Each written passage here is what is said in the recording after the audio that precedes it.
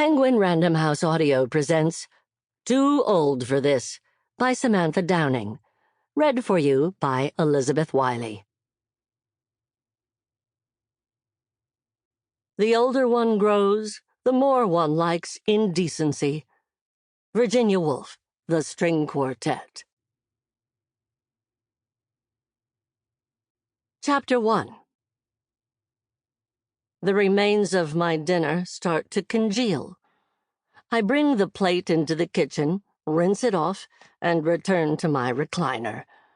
Pull up my compression socks, unpause the TV. The knock at the door is a surprise. It's too late for salespeople or pollsters or children raising money for soccer uniforms. Too late for anything good. I mute the TV and wait for them to go away. Another knock. Sit still, I tell myself. God knows it took me long enough to learn that sometimes the best thing you can do is sit still. Mrs. Jones? A female voice, one I don't recognize. It's young and a bit whiny, and I wonder if she is selling Girl Scout cookies. I heave myself up and out of the recliner. My joints do not appreciate this and show their displeasure with creaks and pops. "Who's there?" I yell. "Mrs. Jones, my name is Plum Dixon." Hard to forget a name like that, even for me. "You're the one who left a message earlier."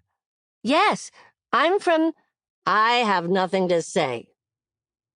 Plum Dixon called twice today. I did not answer either call, and now she is at my front door. I see her for the first time through the peephole. Mid-20s, tan skin, blonde hair, perky ponytail, a big annoying smile. "Please, Mrs. Jones, I just want to talk to you." She's got the persistence. Too much of that, and it becomes a disease. I am hardly ready for company. My loungewear is faded and old, fraying at the cuffs, and my house shoes are shabby and worn. As for my hair and face, there's not much room for improvement at this point. I unhook the chain, twist the deadbolt, open the door. Plum's eyes light up. "I'm sorry for showing up unannounced like this," she says. "I wasn't sure what else to do." "You could have left me alone." "I'm sorry. Please, let me explain so you understand what I'm trying to do." "Come inside already. The cold air is getting in." She hops in like a little bunny and looks around. Formal sitting room on the left, living room on the right, grand staircase in the middle. The floor has seen better days. So has the paint on the walls, but the bones are good. That's what people always say. The house is much bigger than I need and requires too much maintenance. It's old and more than I can handle, which is why it looks the way it does. We match, me and this house, though it's important to note that I'm the younger one. Plum runs her hand along the carved banister. "So beautiful." "This way."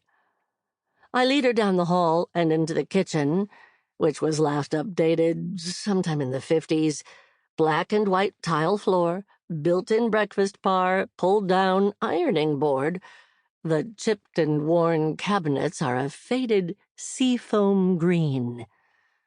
Plum takes a seat before I can offer her one. "Thank you so much for inviting me in." "Is Plum your given name?" I ask. "Yes." "Fascinating." Fill the teapot, put it on the stove, set out 2 cups with saucers and spoons, my standard guest etiquette. "How did you find me?" "Public records." "It couldn't have been that easy.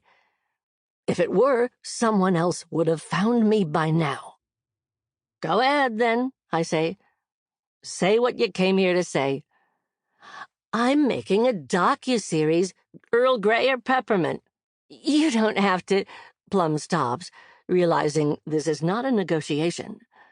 Earl Grey would be great. That's my favorite, too. As I was saying, Reboot Productions specializes in telling the story behind the story. Here, let me show you the site. She pulls out her phone and jumps out of her seat, shoving the screen in front of my face. Looks nice. What I like to do is really dig into a story. I investigate. So you're a reporter? No, I'm the producer. I own the company. Plum smiles. She is quite proud of this. I'm sure it is a tremendous accomplishment, but I would be happier if she stopped hounding me. Congratulations. The teapot whistles. I pour boiling water into our cups. Thank you, but I'm more interested in talking about you, not me. Here it is. I may be 75 years old, but I know a sales pitch when I hear one. It hasn't been that long since I bought my last car, and Plum reminds me a little of the car salesman. Not a compliment. I set the tray of tea and sugar and milk and spoons down on the table. You really didn't have to go to this much trouble, Plum says. I think I have some cookies as well. You don't have to. It's no trouble at all. She puts a dollop of cream in her tea, ignores the sugar, and stirs it before removing the tea bag. Now the string is all wound up in the stem of the spoon. Out of the corner of my eye, I watch her try to discreetly untangle it. We all have different skills, I suppose. Mrs. Jones, I think— Please, call me Lottie. Lottie, okay. Well, Lottie, you've had one of the most fascinating lives I've come across. Lots of people would love to hear your side of the story. I sit down and stir my own tea, not adding sugar or milk. Both are bad, according to my doctor. Your story is exactly what we do, she says.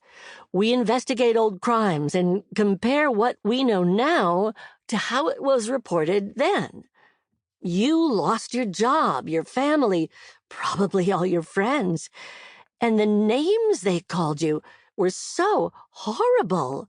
The media acted like you were some kind of she-devil. She-devil. They did call me that, along with that woman serial killer, and sometimes the psycho bitch. It all happened before the internet. The era of tabloid journalism was a precursor of things to come. How's your tea? I ask. Lottie, I want to tell the story of what happened when you were wrongfully accused of a crime. You were tried and convicted by the public without ever being arrested. And I want to focus on what that was like for you. Why would I want you to dredge all that up? The world has forgotten about me. I moved on years ago. Did you? She says. Plum glances around my ancient kitchen in the house where I live alone. To someone like her, Bluebell Lane probably feels like the end of the world. This girl has some bite. Good for her. Let me be very clear, I say. I don't want this brought up again, and I don't want a docuseries made about me. I'm not going to blame you for the murders or claim that you should have been arrested. I want to exonerate you once and for all. And just so you know, I plan to make the series anyway. That's a new piece of information.